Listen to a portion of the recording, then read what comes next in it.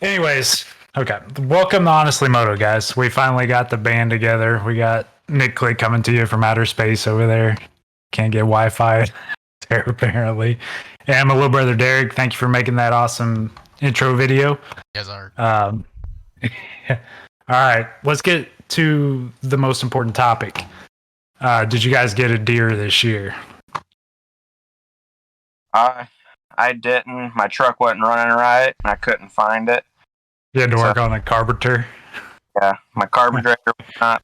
My flux capacitor wasn't running right. It was all fucked up. Okay. I tried to chase the deer down, but it wouldn't work. Well, there. I wish I had some kind of story to tell you, but dude, the McCombs took me hunting once when I was like 8 years old. It was like negative 20 degrees, and they took me out there, and I was wearing like Levi jeans and a t-shirt, and that was the end of my hunting career. It's funny you say that because that was actually the exact same beginning and end of my hunting career. Yeah, dude, but I feel like it'd be a pretty good way to start this out, just telling everybody how we got into moto, like how we started off, because a lot of people have different stories on how they did that, and they might wonder how we ended up where we ended up. So, Nick, how did you get into the sport? I started out, and it was the worst start ever. My dad got me a dirt bike. It was 97, and I took off right into a barbed wire fence Christmas Day. And I was done right then. So I retired that day and said I would never dirt bike again. And that's how it went. Honestly, it's funny you say that because I don't know how you got into it. I didn't know. I never asked you or anything like that. So yeah, how about a little more elaborate story of how you got into it? Well, I mean, that's really how it started. And then a couple of my buddies at school had dirt bikes, and they wanted to ride. So I don't remember. Somebody took me over to ride with them one day, and we started off like that again. But then I was a little more into it because I was a little ballsier, I guess. It grew from there. It was just a hobby and fun with friends after school, but started racing in probably 2003, kind of got serious and started going for Loretta's and all the amateur nationals and stuff.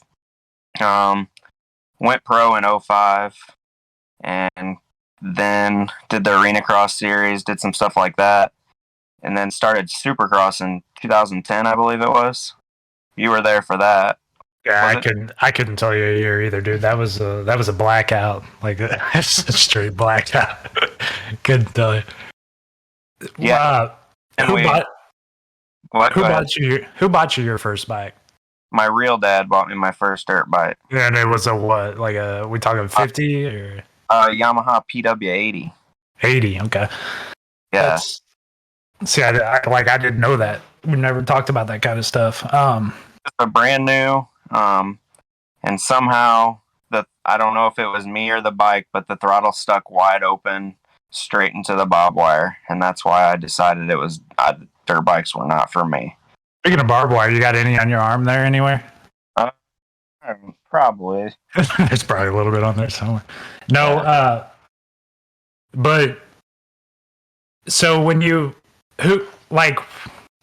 you homeschooled? I don't even remember that. You were, weren't you? Or maybe not? I don't know. I got homeschooled my sophomore year in high school. Just that 1 year? Through the rest, I graduated homeschooled. But my teacher said that I would never go nowhere in life with dirt bikes. So I walked out of school that day and got homeschooled. Nice. So it was just your sophomore year, though? Sophomore, junior, and senior. Oh, okay. So pretty much most of high school, you were homeschooled. Yeah. And it was for dirt bikes, though. It was for dirt bikes, like the average dirt bike kid. The reason is because they were saying that I couldn't miss any more school I think we were going to Branson that year. And they said, you can't miss any more school. And my mom was like, no, that's not happening. Because you were going to the amateur nationals and stuff. That makes sense. Sometimes I think about that, like, why do parents pull kids, like motocross kids, younger motocross kids nowadays? Why do they homeschool them? Because I feel like I feel like you can still go to school and still do it, but it's probably a lot tougher. Yeah. I mean, The biggest thing is getting behind on your schoolwork while you're gone, I think. right. See, me and Derek came from a little bit different background. That like we went to school, kindergarten through 12th grade. So, but we never did any of like the amateur nationals or anything like that. So it was a little different for us. But sometimes I wonder about that. Yeah. But your real dad bought you your PW80, right? Yeah. And then 97. Brand new. 97. 97. Yeah. That was probably pretty cheap off the lot, but yeah, now it'd be a $5,000 dirt bike, but oh yeah, they're I don't know, man. I've seen some of them. Yeah, probably more than that, dude. People nowadays on Facebook and stuff are selling that shit like crazy. Derek, my story's a lot like yours, but how did you get into it? Bro, I was going to tell you the same thing. I was going to tell you, you better just take off. But I just wanted to stress my beginning was the exact same thing as Nick. I don't know if you were there for it or not. I'm sure you were. I was there. I'm older than you, so I was there. So, yeah, you were probably like 20 years old at the time. But I don't even remember the year or anything. But we had that little Honda. I don't even know what you call it, dude. It wasn't a dirt bike. Oh, it was a pit. I think they called it like a moto or a, what do they call those things, Nick? You probably know. Motorbike, I think. Motorbike, something like that. It didn't really have fenders. The gas tank was metal. Yeah, it was the Coleman's. It was like that, but it was an actual Honda. It's probably the same thing that I'm building for Tyler McEwen right now, honestly. It was just a lot junkier.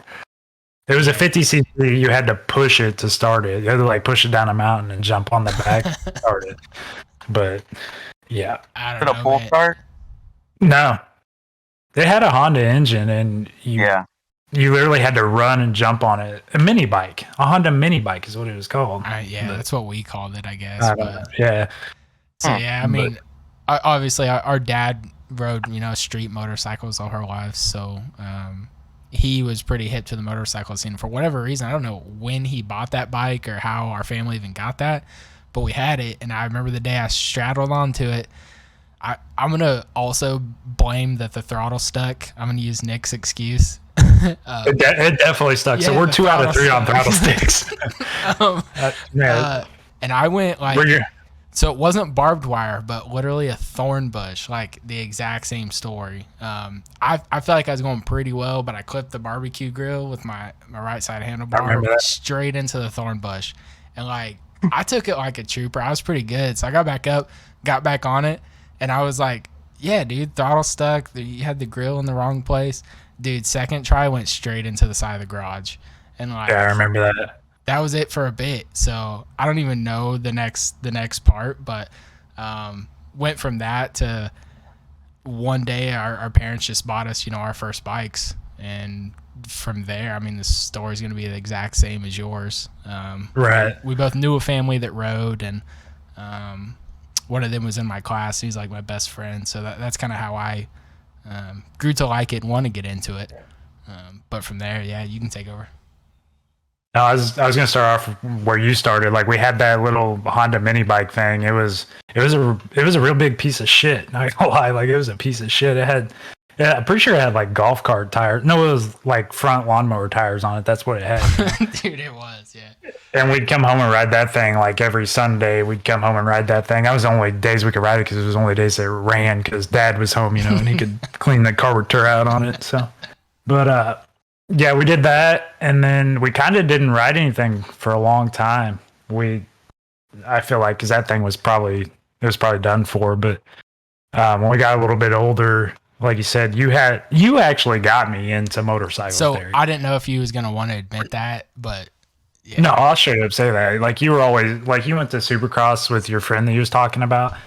And like you were always big on like Jeremy McGrath and guys like that. And we played like, what was that game? Mike Metzger's Moto Madness or some shit. Freak Style or something like that. Dude, the first thing was like kindergarten. Started kindergarten fresh. Didn't know anybody. And like, I don't even know if I knew him before kindergarten. But in kindergarten, this dude walks in with a 6 feet tall trophy. And I'm like 5 years old. And it's like, where'd you get that? He's like, dirt bikes, dude. I was like, yeah. Let's do it. And so I was hooked. Like I don't even. Yeah, I don't know. I just remember watching Supercross all the time, like back in the Jeremy McGrath days. I'd be watching that shit by myself. I don't know what you were into those days, but I don't think it was dirt bikes yet. Yeah, like we were doing like we weren't like Nick. Like we were raised doing baseball and basketball and stuff like that. And I wouldn't change that at all. Like I enjoyed all that too, but we came home one day and our parents came across some good luck and they bought us, what was it? It was like a XR70 and a TTR 125 or something like that. Yes, sir. And yeah, we rode the shit out of those things. And then like I met Nick not too long after that. I went from a TTR 125 to I think it was like I went to a KX 250 and then a YZ 450. Bro, you're missing a piece. I don't know what you're talking. Oh, CRF 230, yeah. Yeah. And then I met Nick not long after that because like I was straight up the kid that you make fun of. Like I was straight up the kid you make fun of. And Nick knows that because he used to mouth me. And for some reason, like over the years, like I don't know, he used to mouth me on like you remember, huh? .info. Yeah, district18.info, yeah. He used to mouth me on there. Like, I would post pictures, like, riding my bike with my shirt off and shit. Like, just dumb stuff like that. And then I met Nick at a race in Moberly a bunch of years later. And I think it was like you and I think Vinny Peltonen. I think either Vinny or Kerry was with me that time. I think they both were, honestly, yeah. Yeah. And we met up there and, like, I don't know, we kind of like made a friendship and then went on from there. But yeah, I was definitely like, I try to think about it nowadays. Like I used to make fun of a lot of people, and I think it's the same way for like everybody. Nick, you probably feel bad about some of the people you made fun of because you were a goon too at one point. Yeah. You know, yeah, everybody's a goon. So I do. I tell my kids that I train all the time. I'm like, you don't make fun of anybody because you were that one time. You want to help them. Like, right. Better now. Like try to help him get to the next level. Exactly. Like I was a goon and 16 years later I ended a goon. Like I started a goon and I ended a goon. And I'm okay with that. Like that's why we're where we're at right now, you know? So that's why I started working on them instead of riding the fucking things, you know?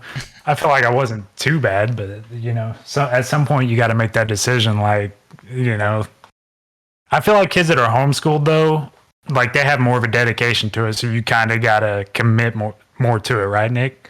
Yeah, a little bit. I would say so. As long as, the kid still has to have that mindset to want to go for it, you know? Right. And another thing is, like, a lot of these kids, their parents pay for them to go to private school, and their schools, like, are down for racing. Like, a private school, they don't care if it's basketball or football. Like, they'll help them try to get better at racing, too, which is pretty good. Right. Probably because you're paying for it, right? Like, yeah. If the money's coming, like, they don't complain about this in school. Yeah, that's just like college, man. They don't care if you show up to class or not, as long as your money's going through. Your degree, man. Keep coming.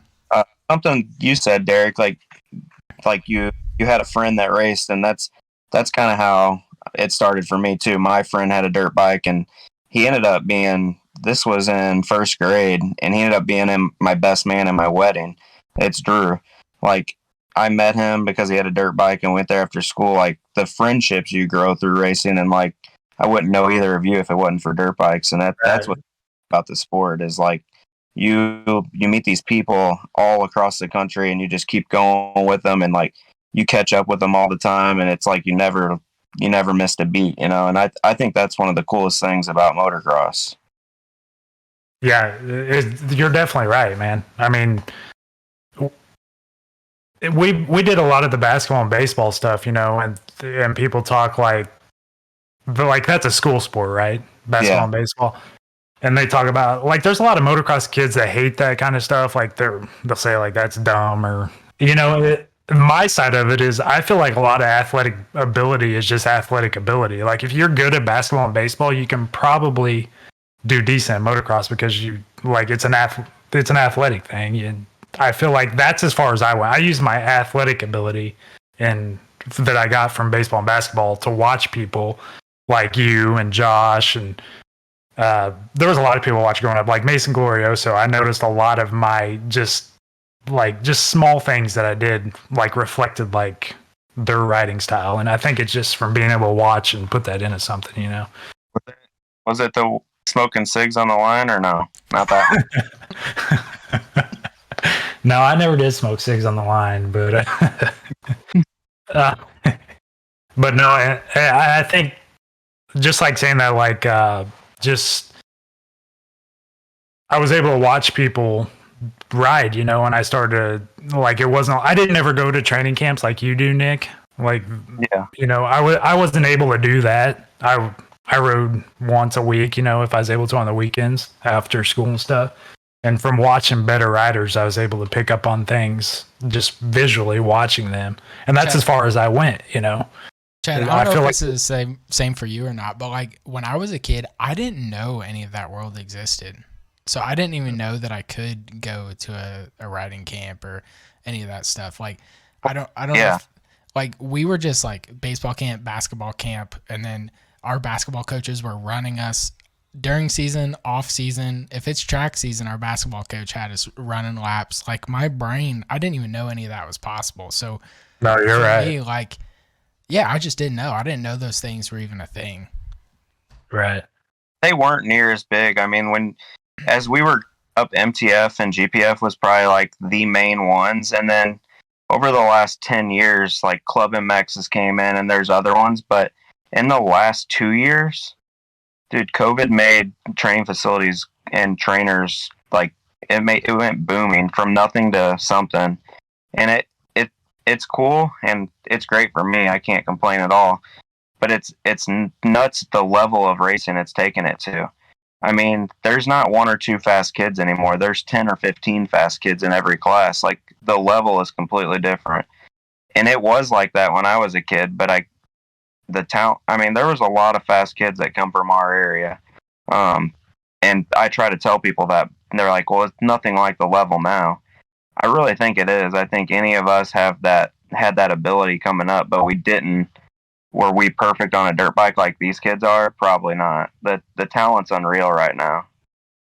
I will say the send it factor in your generation, I feel like, was a lot more than now. I feel like now it's more of like the kids are it's more of like a strategic thing. I feel like back then you were more sending it. It was skill and, you know, technical, but I feel like you guys sent it a lot more back in the day. Yeah, I mean, there's kids that are like, oh, would you do that jump when you? I know I would do every jump. Like, I'll tell you right now, you would do. Yeah, I sent it when I was on it. I had a 60, and I would send it. I'd wreck 5 times a moto and come back and still win sometimes. Right. I was talking about that the other day with somebody. They were talking about somebody was complaining about, I think it was what's that dude on the MXGP? Yeah, they were talking about how they blow their bikes up after they win a championship or whatever, you know, revving, and everybody's getting mad about that. And it's like, and Nick didn't blow his bike up after a championship. He would blow it up during the race. It was just, I remember the first arena cross we ever went to. I think it was like Des Moines, Iowa or something. Does that sound right? In the sand? Yeah, like I was staying in the mechanics area, and here comes this bike just through the mechanics area. Like there's a sand section, like a sand wall, and the mechanics area is right there in the corner. And here comes this bike just wide open to the sand. And it's Nick, dude, and he crashes into the mechanics section, like just bike wide open, gets back on, it takes off. I was like, all right, I like your style, you know what I mean? It was like that's one of the most memorable races. I feel like there was 80 fast guys there, and I was like, I think I ended up like 12th overall that night. And right. Like, that's the year I got my pro license and stuff. Like it was a solid year. I remember that wreck like it was yesterday, because that was a sand 180, and I just came in hot right into the mechanics area. Yeah, oh yeah, you came in real hot. Like everybody had to evacuate hot. And something you just mentioned right there, you was talking about how there was a lot of fast guys in that generation. I feel like in your all's generation, we didn't have social media really as much as it is right now. Like you couldn't probably you could probably do it, but I couldn't do it. Name most of those guys, you know what I'm saying? Yeah. Like it's a lot harder a lot of those people are forgotten. It's crazy how many people are fast and they just get forgotten. Think of how many people on top of your head right now that you grew up racing with that were like unreal and nobody, like hardly anybody even knows their name. Yeah, there's a ton. I mean, like, I was talking about it with somebody the other day. Like, I had Villapoto, Alessi, Dungy, Brock Hepler was fast when I was coming up. Like, dude, there's so many. Like, Lemoyne. There's just Lemoyne, I forgot about him. Yeah, there's so many guys, and then they start fishing or start golfing and just drop out. Right. Well, either that or, I mean, we all know the sport. When you get to a certain point, it's like, do I need to keep doing this? You know what I mean? Yeah. But yeah, there's a lot that were so fast. If you go back and look at the champ, like Stroop and Izzy were my age. Where are they at now? Like, well, we all know where they're at. Well, a lot of us know where they're at, but they don't. But it sucks that they're not with us anymore. They're kind of like they're where your internet connection is, off in space somewhere. So I was talking about when we was growing up riding, some of the people that we kind of take things from and are visually learned from, and Derek and I, we like when we grew up, Moberly was our closest track, right? That's where I even met Nick, because that was the only track I was able to go to, really. And our guest was always out there, and that's how I kind of became friends with him. You know, he was an A rider at the time, and he was always out there throwing down. And me and Derek would record videos a lot of the time, and I sent him some of them, and he was cool to me as a goon, you know, and cool to Derek as a goon. So and we became pretty good friends over time, and I consider him one of my best friends now. So let's go ahead and bring on. It's Fast Mast, Mr. Number 90 or 39. I almost said 93, 39. Josh Mast. What's up, buddy? Not much. What's cracking? Was Hunter Clements number 93? Yeah. Yeah. You guys put up some pretty good battles together too, I remember. What was that? What was that track in South Missouri? Was it Buffalo something? Buffalo was one of them, and then Legends was the other one. Legends, yeah, that's what it was. You and him had a straight up battle, I remember. He was on that bike that Gage rode for a while, the 250F of your dad's that had like what was that, like an 05? Was it an 08? 08, yeah. Yeah, you guys had a sick battle that day. I remember watching that. I was like, damn, they're straight up moving. But yeah, what have you been up to, Josh? No, not too much. Just working and living. You have you have a power sports shop right now, right? Yep. JMR Power Sports in Huntsville. Is your dad helping you out there at the shop? Yep. My dad helps me. My uncle helps me. He's been around. Your dad's been around the sport a long time too. He's actually. We were just talking about people that kind of influenced us when, like me and my little brother, we were coming in and like we didn't know anything. You know, we didn't know shit. We just came in, and there's a lot of people that were cool to us and showed us the way a little bit. And you and your dad were one of them. So Nick, Derek, you guys have any questions for Josh? Josh, so tell us a little bit about how you got started riding. We kind of went into that with all of us earlier, and tell us where it went for you. Dad used to race when he was younger, and he just got me a bike whenever I was 10. It was a little DS80, and went up to Memphis and rode a few times, and then that's just how it got started. Tinfoil hat. Was that Yeah. Okay. Memphis, Missouri, yeah. Yeah, what was that track called? It was Micah. I think it was called Memphis. Shoot. It did Were have you a there? name, didn't it? And Jason and Kyle hit head on. Were one of you there? Nah, maybe. And Jason hit him, I think. Some Not kid. sure. It was. I thought you were there. That track was pretty cool layout, though.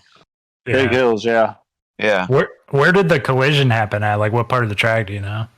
It was up on top of the hill. I don't really remember the track that well. I only went there one time. It went up and down the hill like probably what, 4 3 times, times. and went down, up, Yeah. down, up. Yeah. I barely remember. I just know the guy had aluminum foil all over his. Yeah. I mean, those Yeah. guys, they were awesome though. I mean, they were doing us a favor. They had a pretty sweet track out in the middle of nowhere. You know, like you can't really make fun of them, but you can. I remember one time we showed up to a race there, and they were like, the race is canceled, and we were like, why? And was his name Phil? Wasn't it Yeah. Phil or something? Sounds He right. rolled the Kirkpatrick. water. Yeah, he rolled the water truck down the hill or something like that. And then it was like, you know what? Never mind. The race isn't canceled. We just want water. But Yeah. yeah, go ahead. Whatever you're talking about. It was pretty sweet. I didn't know it was a racetrack. I thought it was just a practice track. Yeah, it was racetrack. It was, yeah. I mean, I don't know. It was probably a racetrack back in the day, right, Josh? Yeah. I mean, me and feel Derek like didn't start riding. what I until- remember of it, I feel like it was like the first time we went there, it like used to be a big deal, and then I think it had closed down for a period, and then I think when me and you started going, it like just reopened, and like that probably Yeah. didn't last long. I don't even remember, but No, the reopening didn't last long. yeah. Well, that was our heyday there. We were Right. Yeah. the Jackson brothers with a grand reopening of Yeah. We were Yeah. talking earlier, Josh, about how big of fucking goons we were. Like me and Derek were straight up goons, and I started as a goon and I ended as a goon. And we were talking about what are you laughing about, Nick? And we were talking about how, I mean, we were the people you make fun of, and everybody has that point in the beginning of motocross. You probably had that point, Josh, you know? He was probably faster in 10 when he started than we were our whole career. No. Yeah, you're probably right. I was talking to some guys the other day. Your name came up in a group chat we have, and I don't even remember how it came up. But we was talking about rough tracks, and somebody mentioned your name, and I kind of forgot how fast you went on rough tracks. Like sometimes it's hard to. I don't feel like you ever really got the credit of how good you were on rough tracks and like specific tracks. Even your son adapted the same ability. Like he was fast on rough tracks. Like just he was fast on it. And I feel like you didn't get a whole lot of you placed to Loretta's 1 year, right? 1 year. Yeah. Several. Well, that I know of. I got a third 1 year, a fourth. I don't know. Couple sixths, couple sevenths, couple ninths. What was your most recent one and what class was that? 2016, I got, I think, sixth. That's the one I'm remembering. I thought you podiumed that year, but what was the last one you podiumed? I got a podium in the last moto. Was that plus 30 or was that? Yeah. That's what I thought. Right on. Yep. Derek, you have any questions on the top of your head? Yeah, so I mean, we're from the home of the goons. Like, I don't know anyone other than like your family that wasn't goons from our area. And so my question was basically based around that. Like, what do you think you did growing up where we grew up at, where we came from, to get you to that level that you did? I don't think anyone around us, like, I mean, you had the stretch over to that St. Louis area to get, you know, to like the next person of that same caliber or whatever. And I feel like a lot of those kids like Nick, you know, went through those training camps and stuff like that.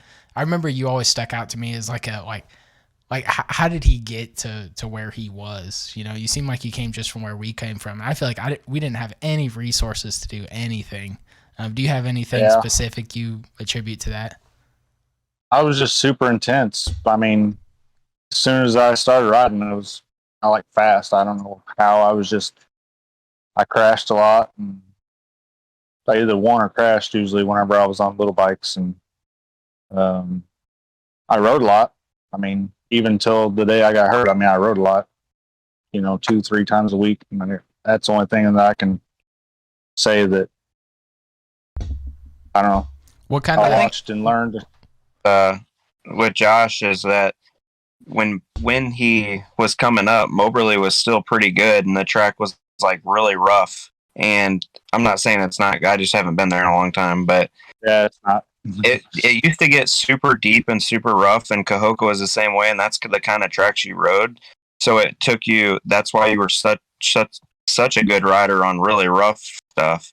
the high speed stuff wasn't your thing, like at No. all. But that, I hated practice. yeah. So like, I think that's what made you a better rider, because they were a little slower tracks and they got intense, and you had to work that stuff. It wasn't just go out there and hold it wide open. I think that's what always made you a better rider. I agree, and I've noticed that. Like, I came from my goon standpoint into working with some of the pros, like you guys and Lance and all them, and they always said, I'm scared to death to go fast. Like, this track is too fast. Nobody wants to go fast. It takes a real rider to ride rough tracks. Like, yeah. And I think that's a little bit of what you're saying. It takes more skill, and like anybody can go out there and hold it wide open around a flat track, But I think that's all tracks are. Like, any of the local stuff nowadays it's a highway. Like, they prep it to be it's so fast and so sketchy. Like, why do you think that is? It's supposed to be safety. I mean, they think they're making it. They literally re-prep the track multiple times a day. Like, and I'm not hating on track owners because they work their ass off. I know that, but it doesn't make it safer at all. Right. Like, a rougher track is safer. Right. I mean, maybe for you guys. What track is rough for me? I couldn't hold on. I was kind of thinking the same thing in my head while you guys were talking. At our speed, I don't know if that still applies, but something you said, Josh. You said until you got hurt. Can you kind of tell everybody what happened and where you're? It was at Kingsville where it happened, and I just basically whiskey throttled off a wall jump and broke T5, T6, and a complete paralysis. That injury is stretched your spinal cord, right? Like, I didn't cut it, but they said it shifted across of itself. And then it kind of collapsed on itself. I remember. Oh, sorry. Go ahead. Tell us what your status is now, so people understand. Basically, from my nipples down, I can't feel or move anything. But your arms work perfect. Are they? Yeah, my arms are good. Yep. What were you gonna say, Chad? We was talking earlier about. I think Derek asked a question about how did Josh get to where he was? Kind of coming from the same position that we were. Like, you didn't stay at training camps or whatever you guys call them, riding schools, whatever. You guys didn't grow up doing that stuff, right, Josh? No. I can tell you what the difference was with Josh, Derek, is he is mentally tough. Like, he's mentally tough. That's all I've known. Like, my entire time I've known him, the entire friendship, he's mentally tough. And I think that played in. Like, I was there, like, in the hospital, correct? After you had your injury. Yeah. And like, there was days when you really pissed me off because of how mentally tough you were, like, at the track. Like, there was like jumps that you and Gage were doing, and I'm like, there's no way I'm doing that. Like, I don't want to do that. And it was like cold and rainy and stuff like that. I'm like, I don't even want to ride. And you were like telling Gage, hey, you got to suck it up. Like, this is this sport, this is what you got to do. You're mentally tough. And I think that's what made you a great rider. I think that's what made you, you may not have grown up at training camps and all that stuff, but you rode in your backyard. You had that track in your backyard. Yeah. It wasn't a training facility, but I can tell you that track, it scared me to death. It was a rough bitch. Yeah. I saw you do some stuff there I was like, dude.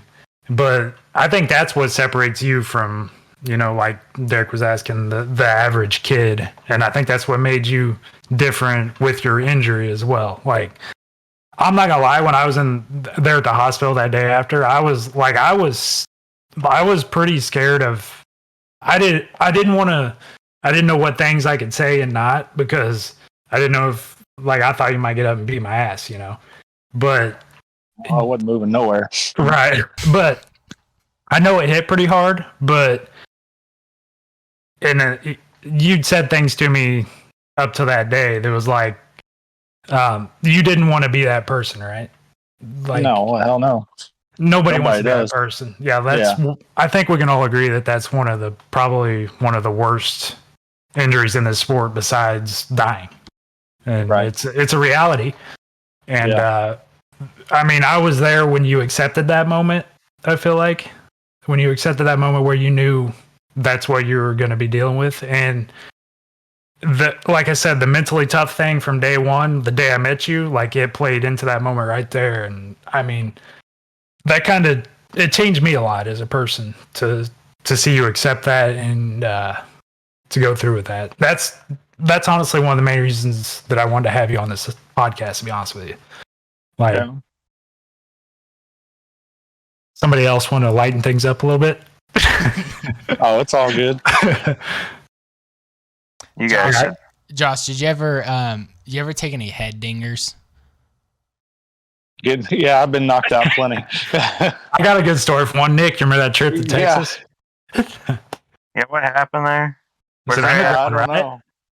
Yeah, he doesn't know because we were at underground and he hit that. It was a big tabletop to me. It may not have been that big, but it was big. And like you came down while your front end washed out or something like that.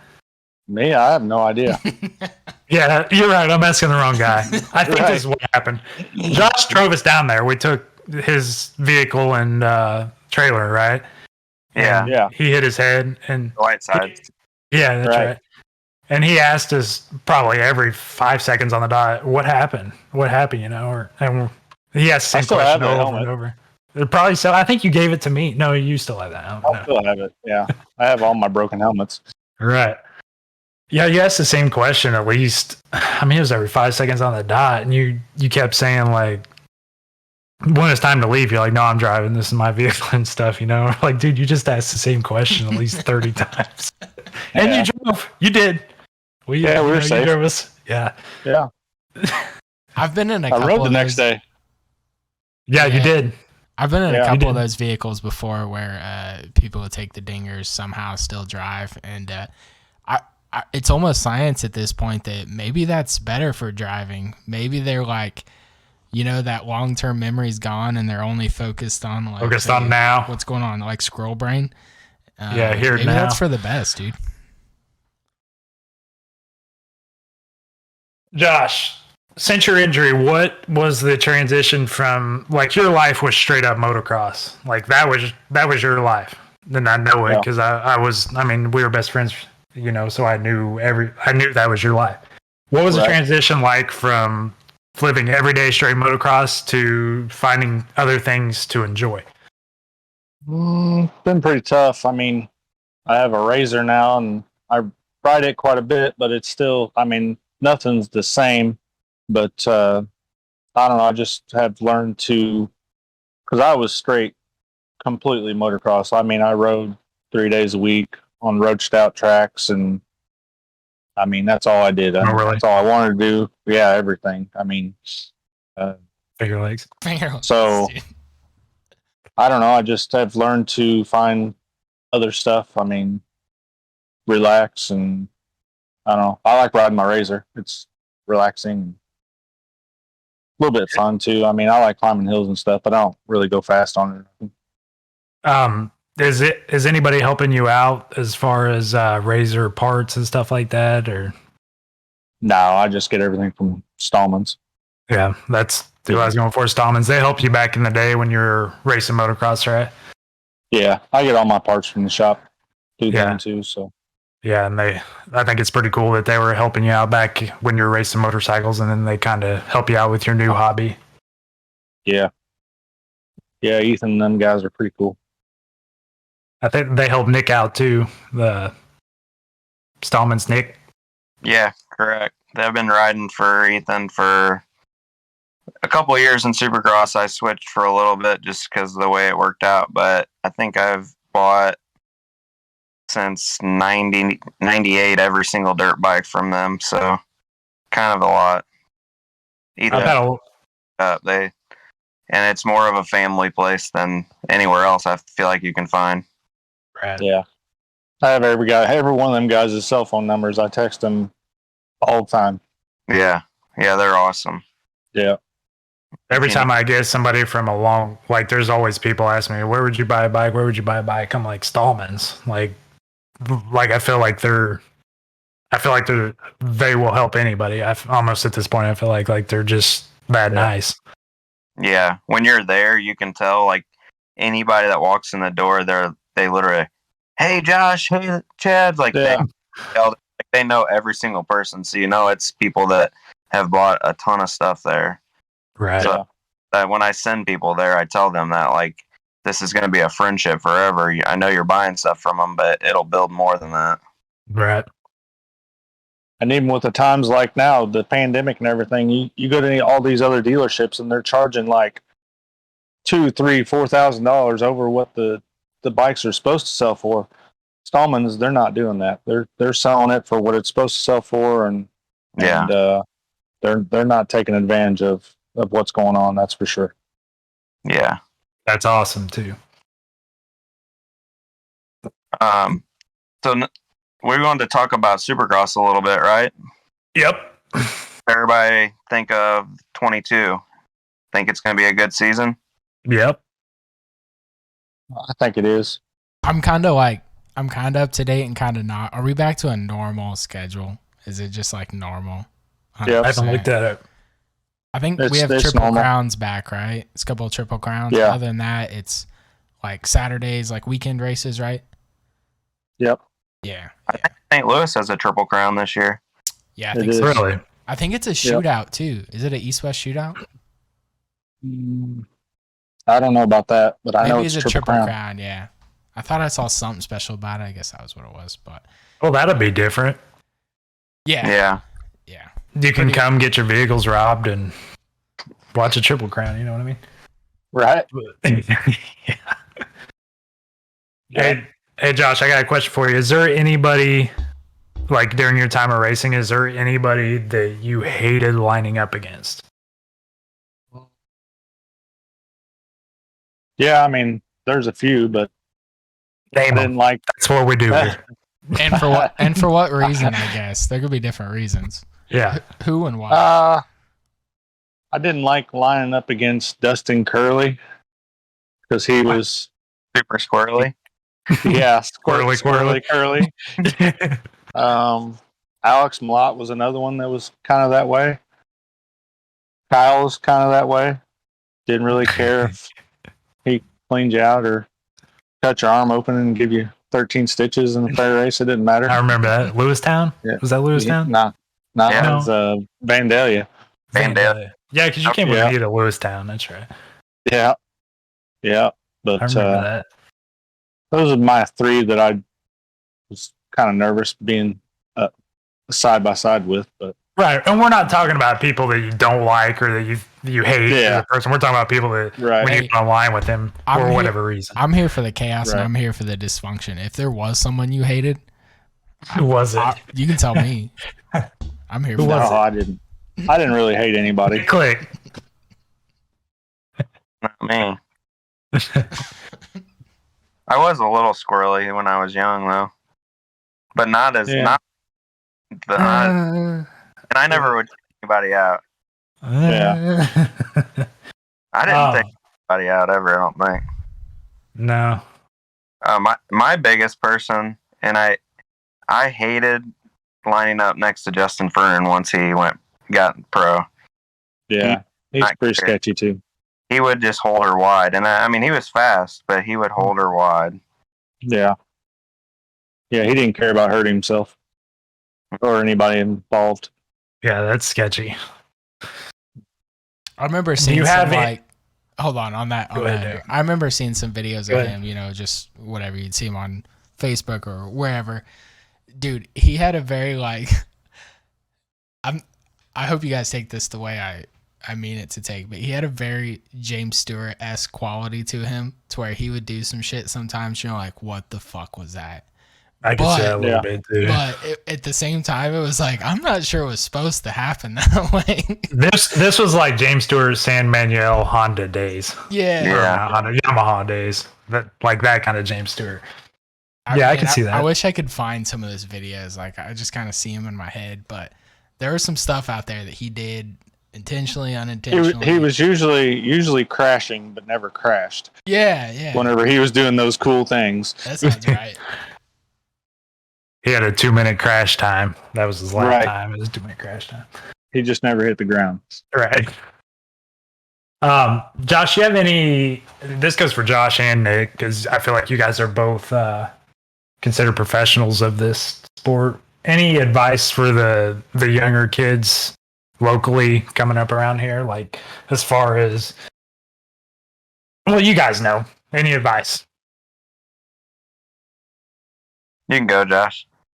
I'd say just have fun, and I mean, it's especially the position I'm in now. It's just like I look back on it, and I wish I would have had a little more fun and a little less serious. I may have even done better in the long run, but just have fun and just ride lots. You know, don't focus on doing nothing crazy. Just ride and get your seat time in, and that's the best thing you can do, I think. Seat time, I'm nobody, but I feel like that's a pretty big thing. Obviously, is getting time in on the bike. Nick, you have anything on that?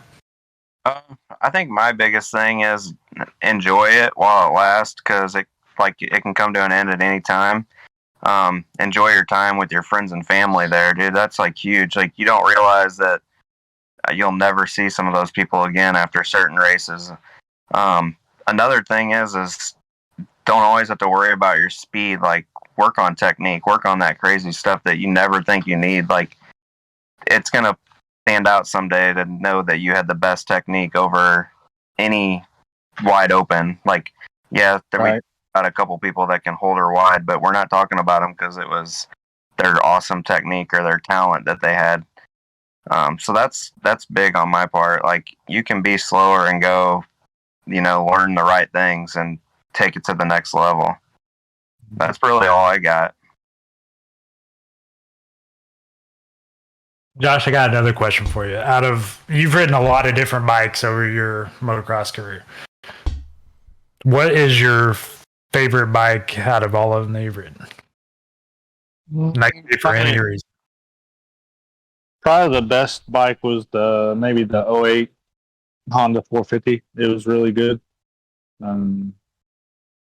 It was good power. You had no 08 and you had no 08 and 09 or 10? I had a 06, 07, 08, and a 10. You hated the 10, right?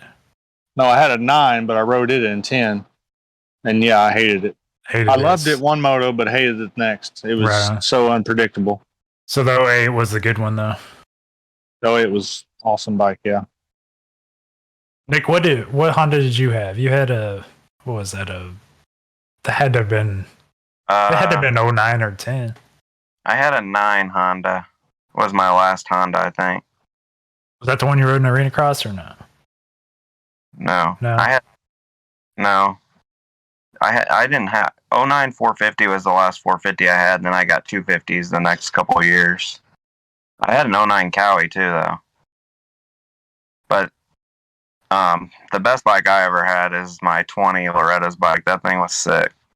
Not the 21 that I had this year. What was wrong with it? That thing I loved. I had everything I ever had wanted to have done to a bike to my 20 450 for Loretta's. It was sick. Thanks to Ethan. Yeah. That was last year, right? Yeah, 20 was last year. I don't remember it. I don't remember it. What happened there? I don't even remember. I broke my leg last lap. Oh, yeah, that was in the 10 Commandments, yeah. Yeah. Forgot about that. Unbelievable. Yep. Here's a question for everybody. What's your most liked and most hated part of this industry? Maybe let's break that down to like liked first and hated last. Yeah, that's probably a good idea. Liked first. That's a lot. And then hated last. Milo. Go ahead. No, you go. No, I was just trying to spark you up. Go ahead. Somebody. Oh, you don't like anything about the industry? I'll start if you need me to. There you go. Man, my favorite thing, I mean, obviously we all know what we like about the sport and what we don't. But like, I think the single reason why I'm still in it today, why I still care, why I still watch races, why anything. I mean, it seems like a lot of people grow in and out of this sport pretty quickly. or just over time in general. I'm still in it because I think this sport hasn't grown to its potential yet. I was reading statistics on like the NFL in like 2008. They couldn't even fill stadiums. Like the NFL was like what Supercross is today. You'd go to St. Louis and see a half-filled dome. And today, like that stuff's sold out the second they release tickets. Every game is filled, whether your team's in last place, first place. I think there's so much still to grow, and I don't know how to do that. I think you see some things changing with like Feld and the broadcast crew. They're changing things, right? They're trying to figure stuff out. But I'm interested in seeing what that's gonna look like. We've heard our whole lives that like the sport's dying. You know, I feel like a lot of people have heard that narrative, but since COVID, that narrative's kind of flipped a little bit, right? It's like, man, you can't get a bike if you want one. Like Nick said, training camps are full. I'm excited to see where this goes. And I think I don't know what it is, but I think there's a lot more to this sport still to grow and get people involved. Yeah, I don't know. That's my favorite part is like the untapped potential of it. I don't think it's as big as it could be and should be. So I'll kick into that a little bit. That's not my like, but I'll tell you, you're right on that a bunch. The amateur nationals are bigger than they've ever thought about being. There was 6,000 entries at Minneo's where it used to be like 2,300. Loretta's this year had to have eight lots where it was 3 and 4 in the past years. It's insane how big the sport's got, and it's bringing in tons of spectators that people never even thought would come in. It's bringing in new sponsors, and I think that's what's cool when sponsors from outside the industry are coming in. I think that's what's going to help grow the sport. It might sound crazy, but like Twisted Tea kicking in. Right. Twisted Tea turned me down. They won't sponsor me, but that's what helped grow the sport to the next level. My biggest and it switches a little bit, but I like, Josh kind of said it earlier, but his mindset and stuff as a racer, like he had that mindset to get better, and he came into it and he practiced every day, do this and that. That's what I like about it is it gives you a different, if you're a motocrosser, you have a different drive in your ambition, your work ethic. It works for everything if you got your head level. You can take it so far in life with everything. It's not just dirt bikes, but you take it to that next, your job, your college, whatever you're going to do, you can take that work ethic with you. And I think that's my biggest thing. And I try to teach that to my kids that I'm training. Like, it's not all about dirt bikes every day. Like, you want to have that work ethic and take it to UPS, right? Or Love's gas station. Like, right. That's where it's got to be. I think my thing is, I don't know the word for it, but like the desire to never like just be comfortable. Like from day one, like I said, like when I was fucking goon showing up on a KX250 that had the frame cracked on it, and I was trying to scrub, 10-foot tabletops and stuff, and I had people like Josh and Nick there that they could have laughed at me and made fun of me, which they probably did, and rightfully so. But we did. Yeah, I know. But like you guys, you kind of became my friends though, and you became a little bit of family, and it pulled me in, and it made me. I wanted to be like you guys, so I started doing those things. I got a little better, and that only went so far. But then on like the mechanic side of it, like I started working with Tyler and Nick, and just doing the basic things there, and they got on a Team Green, and there was guys like, even when I got to the mechanic side of it, I was pretty good, but there was guys at Team Green that it was just like you guys all over again. There's guys that've been there all along, and and I felt like a goon again. And there was once, it was like that next step. It was like there's guys there to be like, hey, like we'll show you how to do this, and I followed them and got to the next level of that. So I think it's just like a stepping stone. I think it's cool. You create a lot of family. Like Nick said earlier, you make a lot of friends through this sport. That's my favorite part of it. Yeah, that's my favorite part is the family aspect of it. I mean, it doesn't seem like it, but whenever you're traveling to these races and you know people from all over the state or surrounding states, and you're meeting and pitting next to each other just so you guys can hang out and barbecue and whatever at night, and help work on each other's bikes and yada yada yada. And that was my favorite part of it. Yeah, That's the biggest thing that I miss about it is not being there for that. And even whenever I go, like I rode my Razor out to Steve's for the state race, and I mean I could almost couldn't even leave because I'd drive 10 feet and talk to somebody else for 10 or 15 minutes. Right. I was literally pulling out of the damn parking lot as Don Bauman was pulling in, and had to talk to him and Rob for 15 minutes sitting there in the damn blacktop, you know. So I mean that's the part that I missed and that I like the most. Right.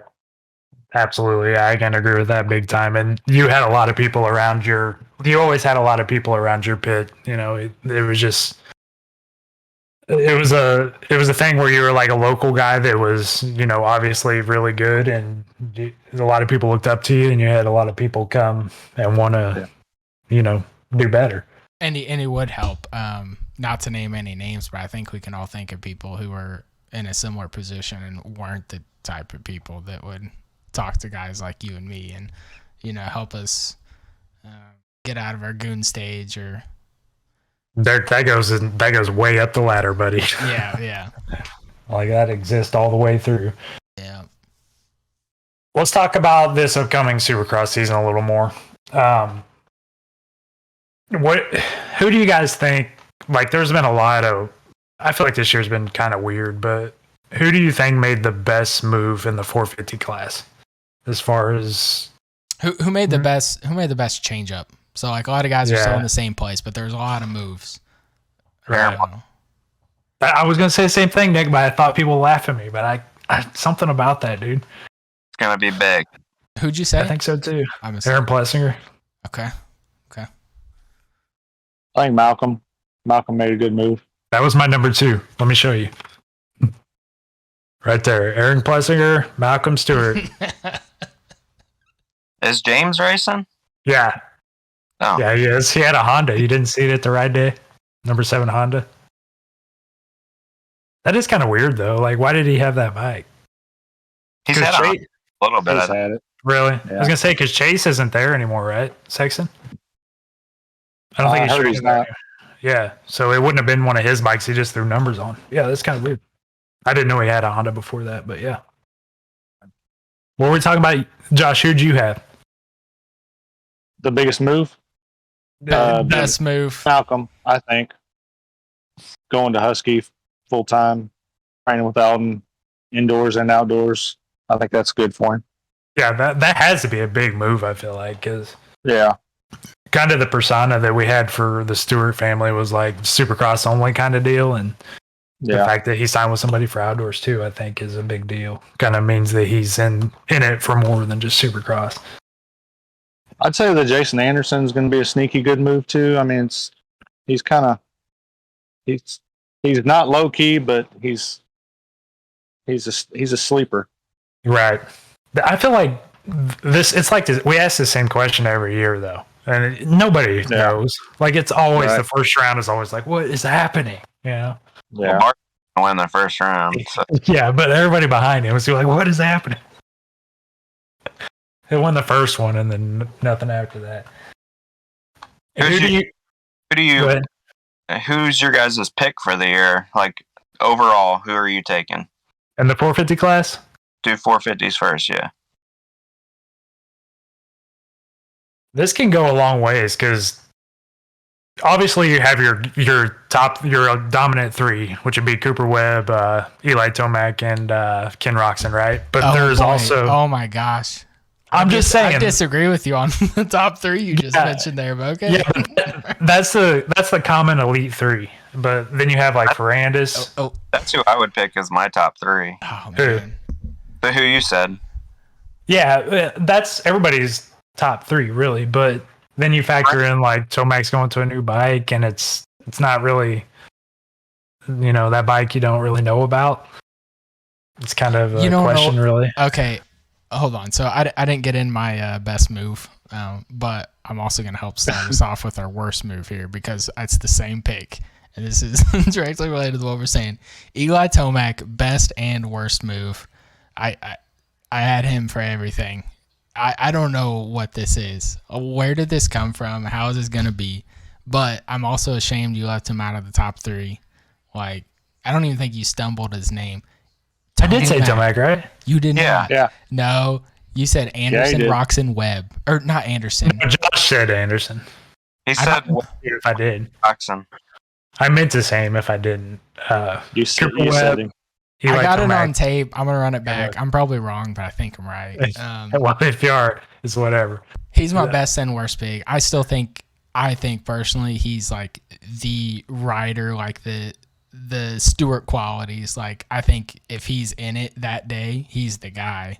You got to beat him. But this bike might be the best or worst decision. Who knows?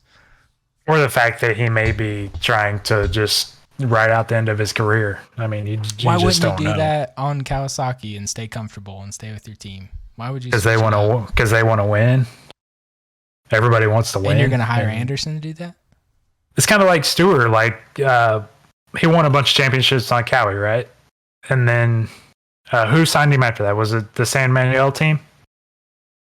Yeah. Was that right after Cowie?